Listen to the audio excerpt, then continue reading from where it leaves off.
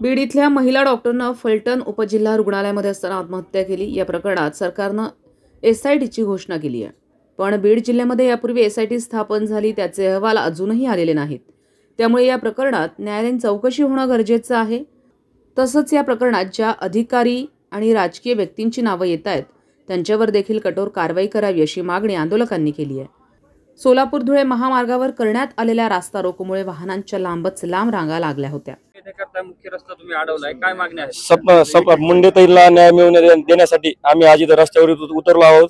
आमची पहिली मागणी एसआयटी होती, ती एसआयटी स्थापना झालेली आहे। त्याच्यानंतर आमची दुसरी मागणी ही आहे की चाकणकरचा राजीनामा झाला पाहिजे, कारण की चाकणकरने जे वक्तव्य केलेलं आहे ते अतिशय चुकीचं केलेलं आहे। कारण की त्यांनी त्यांचा न्याय देणं हे त्यांची भूमिका पाहिजे, पण त्यांनी ना संपादकाच्या घरी येऊन न काही बोलता ना काही करता डायरेक्ट पत्रकार परिषद घेतली आणि त्यांच्या पाठीमागे जे लोक होते ते समजा निंबाळकरचे कार्यकर्ते होते।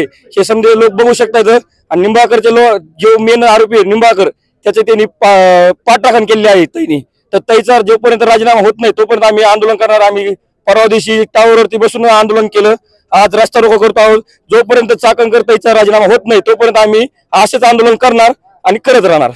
स्वर्गीय संपतताई मुंडे या अत्यंत गरीब कुटुंबातून MBBS शिक्षण पूर्ण करून फलटण येथे शासकीय नोकरीवर क्लास 1 अधिकारी क्रमांक 1 याच्यावर त्या कार्य झाल्या होत्या।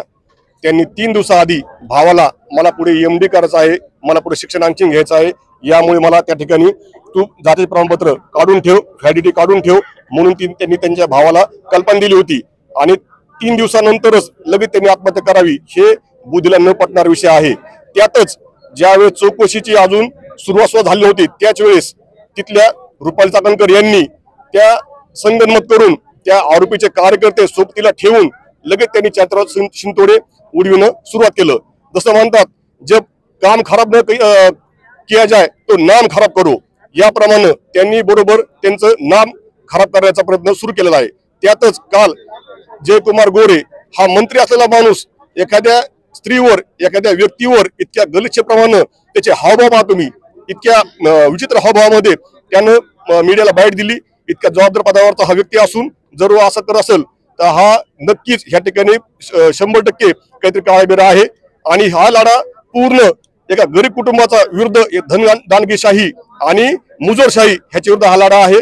तर सर्व लोकांनी, मीडियांनी, सर्वांनी हा विषय उचलून धरावा जेणेकरून त्या डॉक्टर मॅडमला न्याय मिळेल।